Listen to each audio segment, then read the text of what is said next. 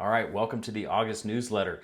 I did not have a chance to do the newsletter last month, so we will talk a little bit about the Q2 data now that all of those stats are in. We can kind of wrap things up. First, though, let's start with what I run every week. This is a snapshot of this week compared to the same time a year ago. So at the very top, we see that this current week, single-family homes under an acre in Bend, about 538 active listings. You can see the average price below that, just over $1 million. And DOM stands for days on market, so they're sitting about 81.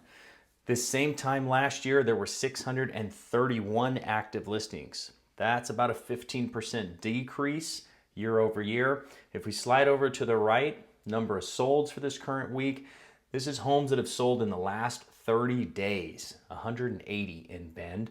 And this same time a year ago, that number was 163. Let's take a look at that Q2 data, compare it to last year with this year. You can see here at the top, Q2, 799 homes sold. Again, single family homes under an acre.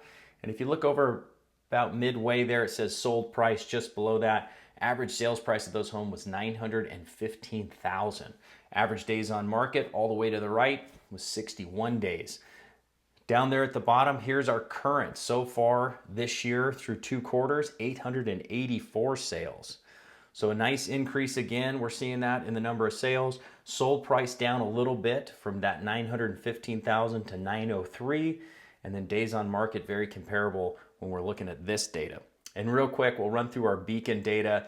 I know a number of you like to see that. That's a very popular report, and this one just came out a couple of days ago, showing the median home price back up to $780,000 for July. Pretty good increase, and as we always talk about, we see some big fluctuations in this because it is the median home price. So as I just showed you, as I pull the data from the multiple listing service, sales are up, and the Beacon report has reflected that as well. 187 sales in the month of July. Next, we'll look at the supply.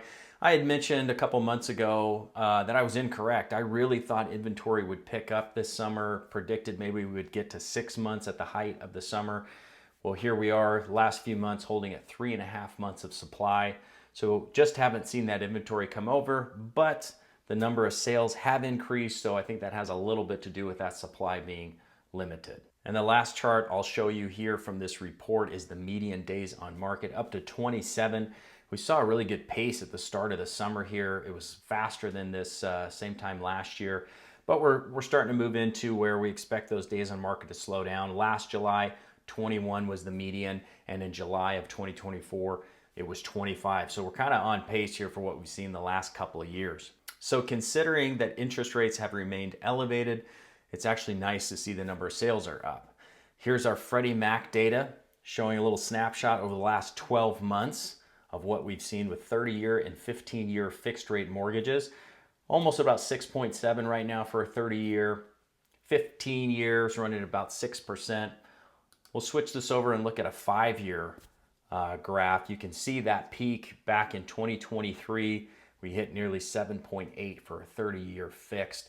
We'll do kind of a bigger look here. This is all the way back to when they really started to track this data into 1970. I mean, anytime somebody makes that argument that, oh, they remember rates being 10, 12, 15%, and compared to a 7% rate now, trying to tell you, no, that's not that bad. Well, the average sales price for a home in 1981, when it was 18.5%, was $83,000. So a little bit of a difference there in purchase price as well. And the last piece I'll pull up for you is our inflation data from the U.S. Bureau of Labor Statistics. Inflation sitting about 3.5. As long as inflation remains elevated, I think we can expect to see interest rates also remain elevated. All right, that's all I have for you today. Thanks for dropping in.